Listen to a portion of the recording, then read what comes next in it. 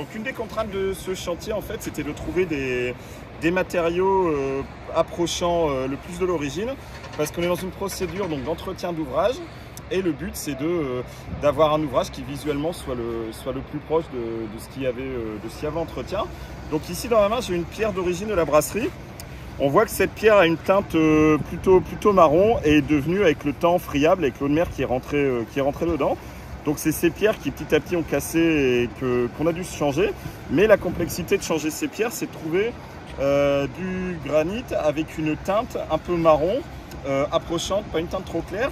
Et ces pierres venaient à l'époque de la carrière de l'archipel des îles Chausée, qui est fermée, on pense, depuis 1900. Donc impossible de se fournir forcément là-bas. Donc avec le prestataire de travaux Eiffage, il y a eu une grosse recherche réalisée pour trouver une pierre qui a une teinte approchante. Donc ce qui a été trouvé, c'est une pierre de provenance locale, donc des carrières de l'An-et-Lain, qui est fort chargée en oxyde de fer.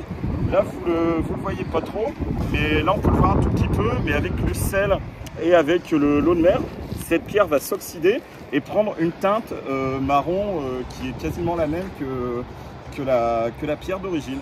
Donc dans quelques semaines ou dans un mois, la pierre qui est assez claire, ce sera teintée marron, sera passée du jaune au marron pour respecter au mieux la teinte d'origine de la brasserie.